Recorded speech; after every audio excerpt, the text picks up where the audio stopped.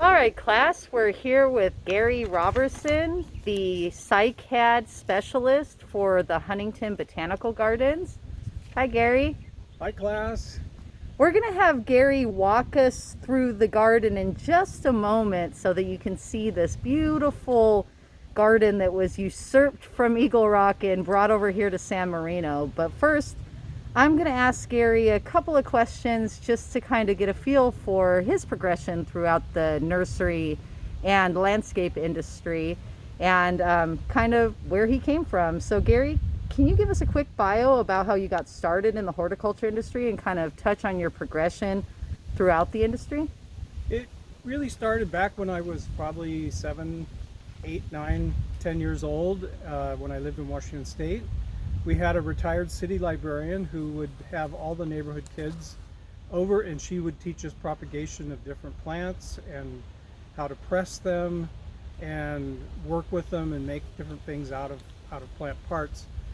But she influenced me to go into that work. My grandfather was a forester for the Weyerhaeuser Timber Company, and he encouraged me to go into horticulture, ornamental horticulture, in the 70s. And I was in high school. I was part of the Future Farmers of America group, and we had a greenhouse, a Christmas tree farm, vegetable gardens, flower arranging competitions and landscape competitions. So through that program, I did receive my American Farmer degree, and I had an opportunity to go on a around the world program, work experience abroad program, and study in northern Germany and Australia. So I was gone for like a year and a half.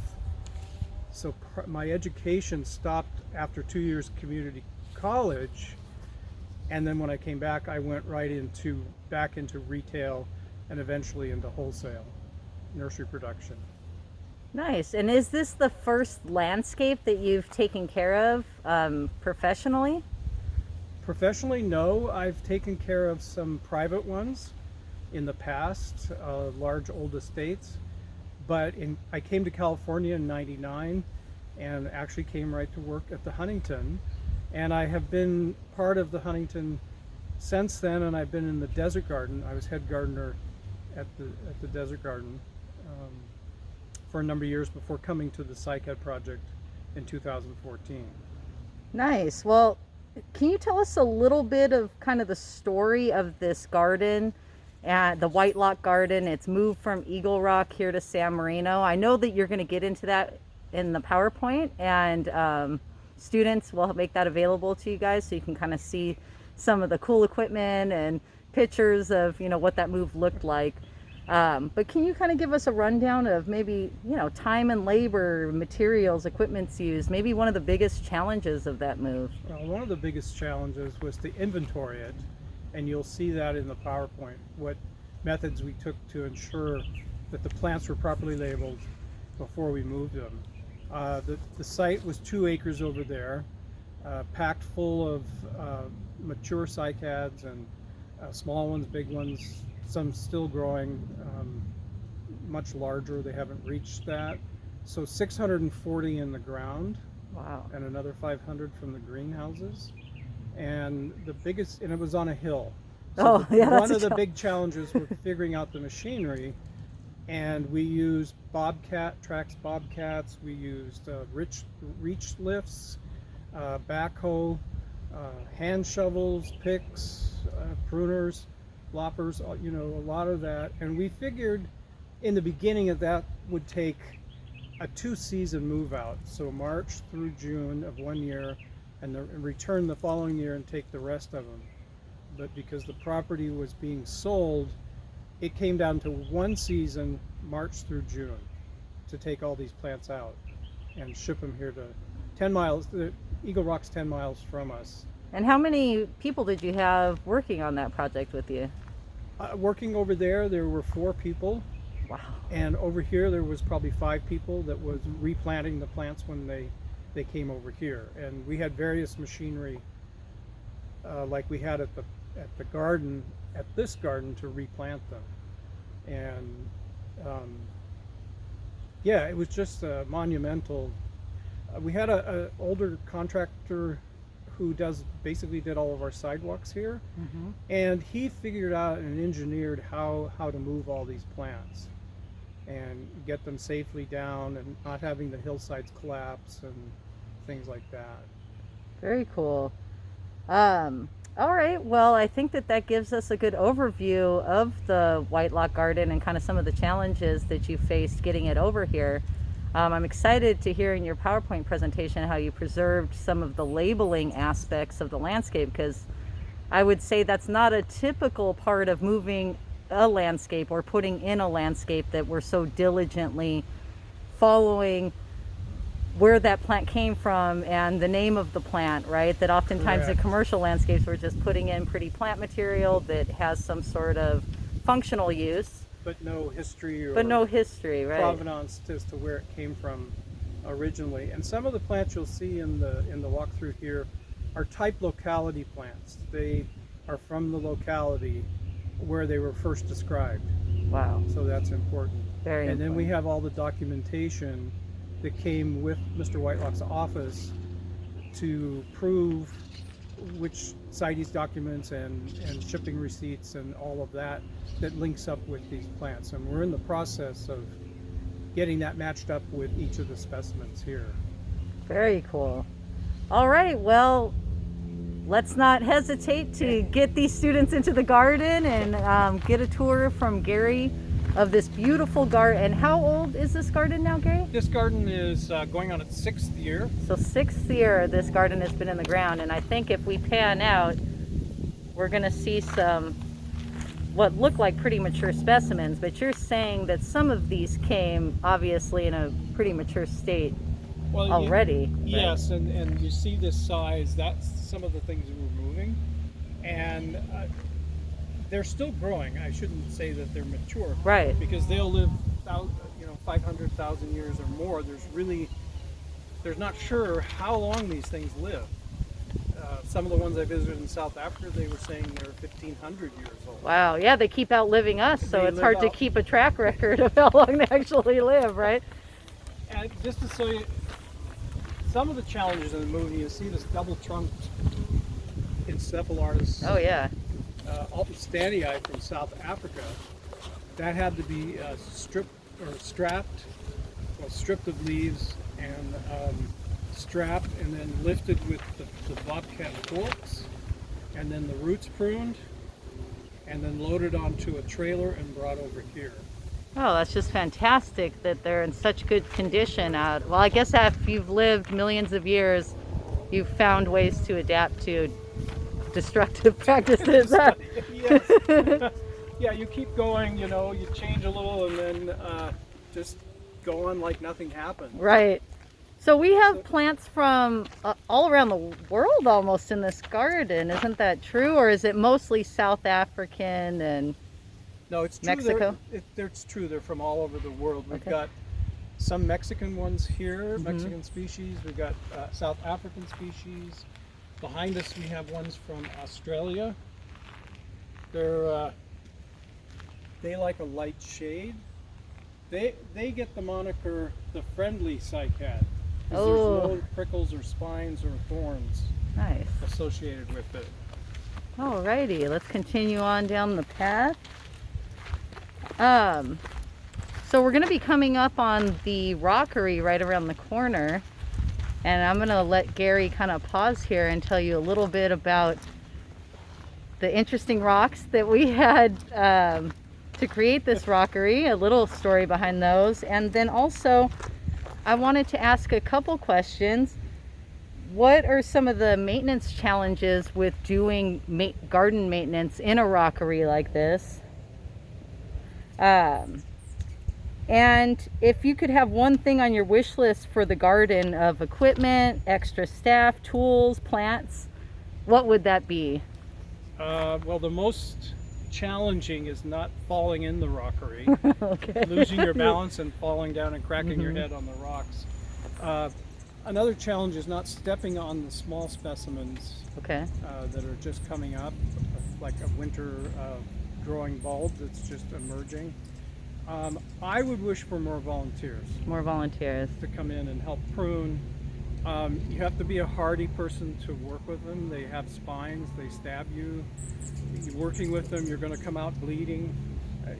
So it's not an easy job, but it's very rewarding, because once you're finished trimming up one of these plants, it's regal, it's a specimen. It's a gift really to everybody that comes and visits. Awesome. Okay, let's go look at some plants. You'll see the story of the rocks in the PowerPoint, but Okay. just quickly, these few rocks that are right here were in the way to take out some of the cycads at Lauren's garden in Eagle Rock. So we just packed them up on pallets and brought them over here, thinking we'd use them somewhere, and this was where we picked. And then we found a few more, and then a few more, and eventually you'll see when we go around the corner what 220 tons of stone look like. Wow. 220 tons. And this is the Palos Verdes limestone.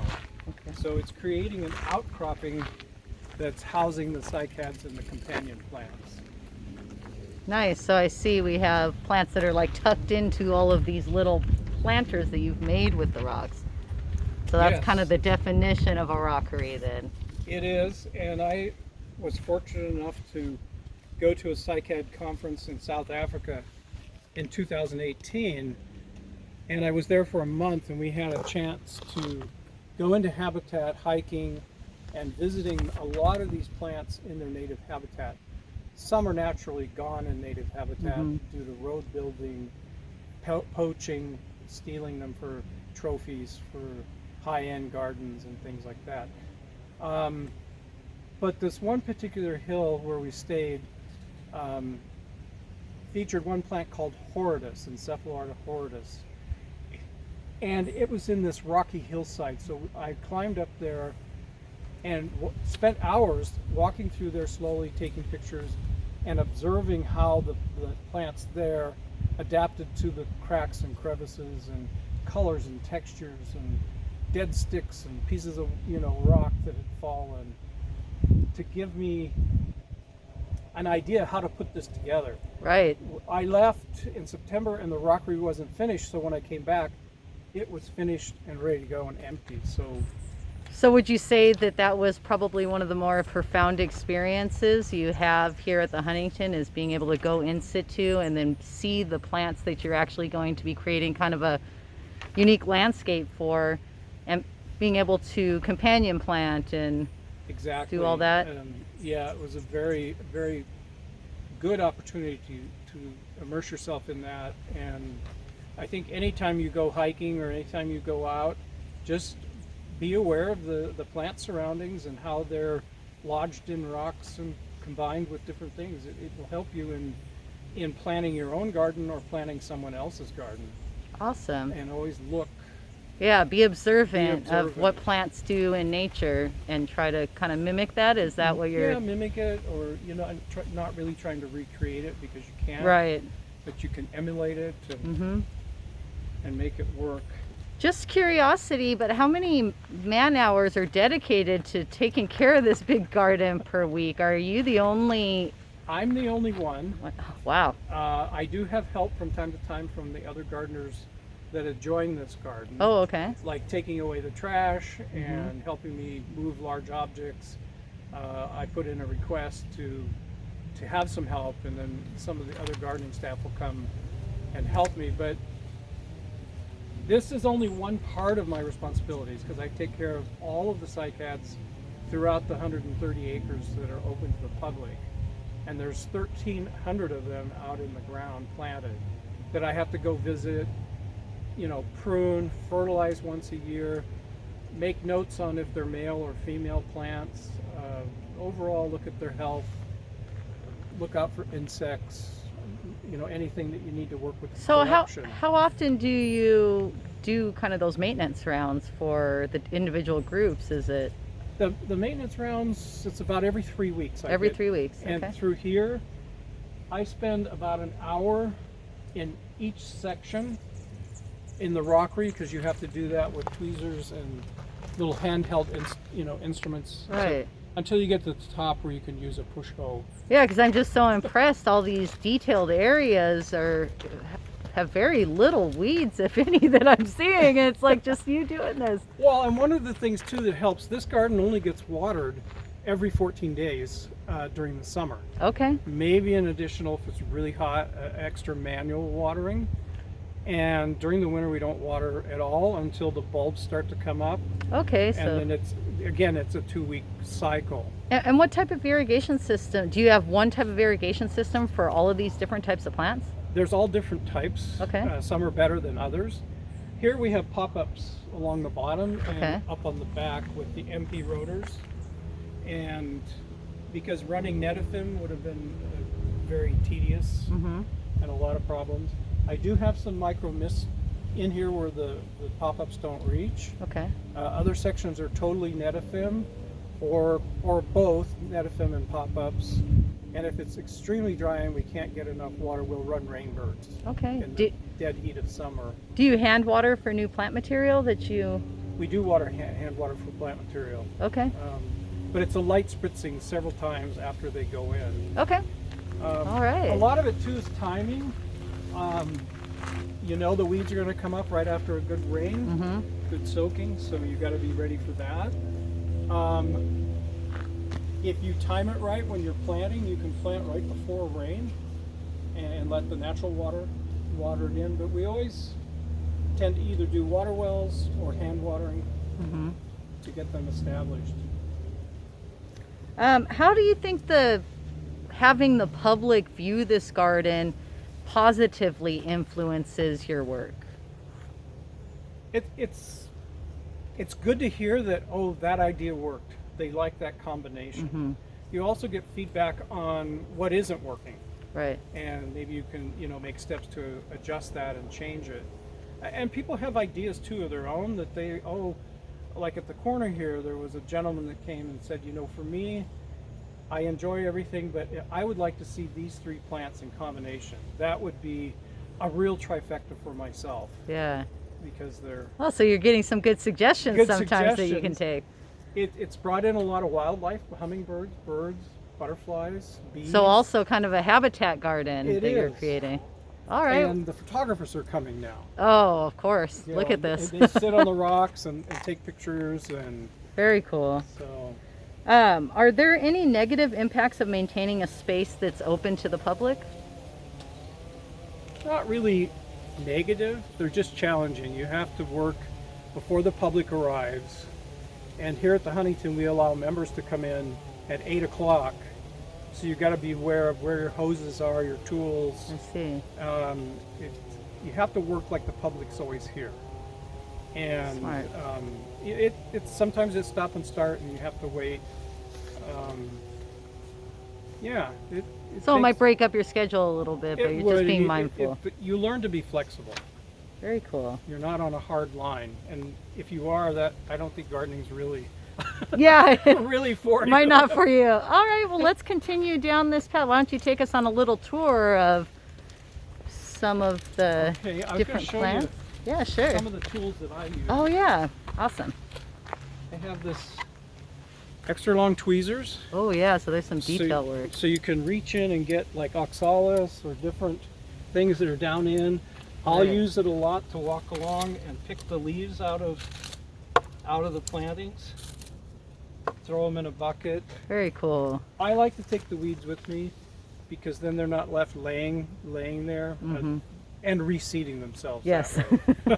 And then I just have this old hand tool that Oh, that's cool. It was looks like given- old-timey. was given to me by a gardener in the desert garden who had worked over there for 40 years when he retired. Wow. And it was probably a full-on push hoe when it first started its life. Well, that's a piece of Huntington history right Huntington, there. Yeah. So yeah, we can. You want to make the loop Make real the quick loop? and then, yeah. You want to do more of the rocks or take this? You know what? Why don't we take this path and then I'll come back around and we'll just end where we started. Okay. So the whole premises for the rockery. Lauren's favorite plants are here. They're south facing. the expensive things, valuable things, are all on view here, so that they're being watched all the time, not only by the public but by security and cameras and things like that. Then it transitions into the plants from Mexico, Oaxaca, Mexico. Those are the diones. And you'll see in the PowerPoint that these railings and narrow stairs are a tribute to Loran's garden, because he had everything packed in there, so it was really like walking through a forest of cycads. So he didn't give up much space for the paths. Right, like any good plantsman wouldn't, right? Yes. If you have space to plant, why would you?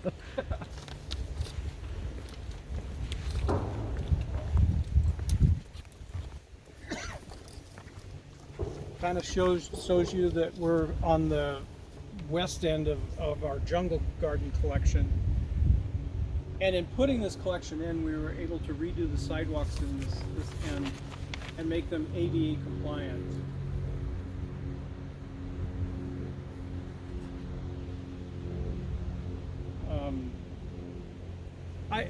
I get the face of the Cycad project, but it's a whole team of people, and it has been from the beginning. Right.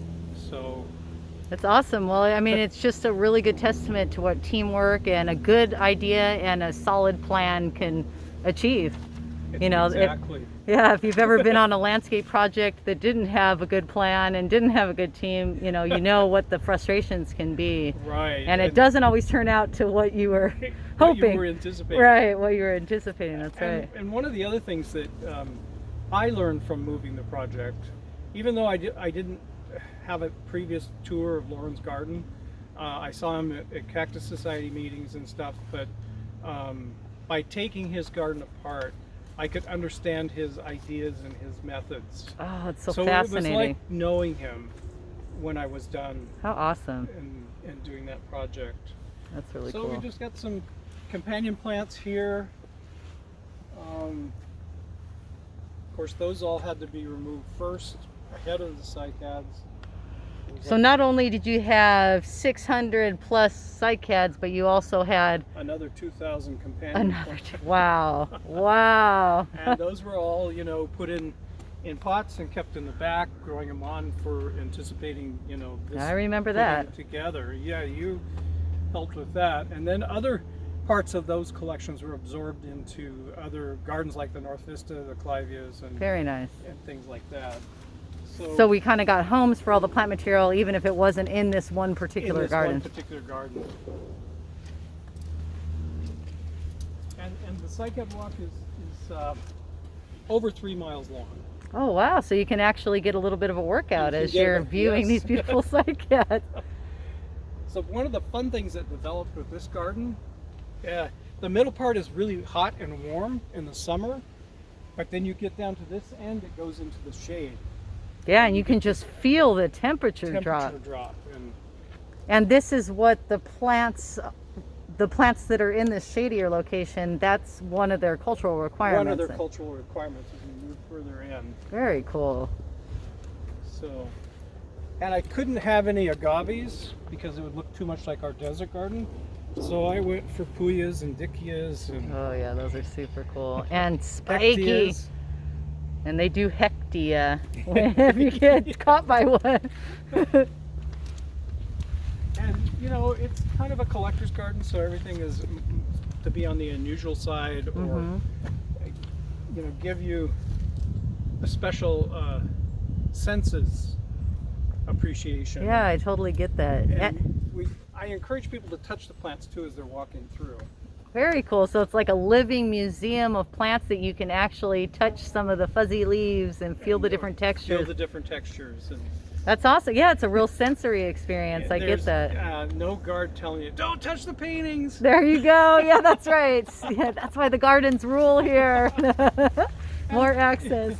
And we're still adding things.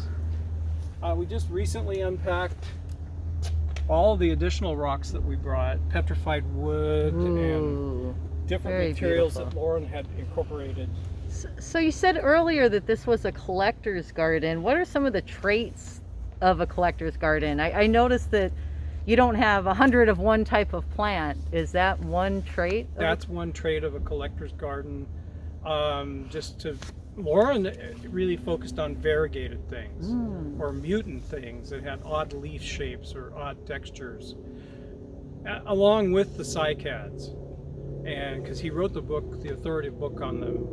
And do you still use that book to guide what you do? I do, because it has a lot of maintenance references in it. Nice. It has pictures of the plants, and it really is a catalog of this collection. Very cool. So it's very helpful. Don't get rid of your books. Don't, yeah, but books still matter.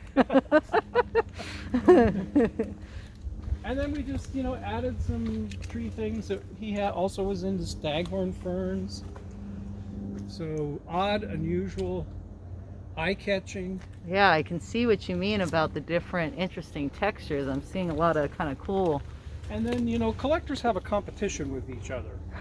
They want to see who can get the better plant, right, or, outdo each other. So Lauren was pretty prolific in being part of these different organizations and societies. Correct. And professional development organizations.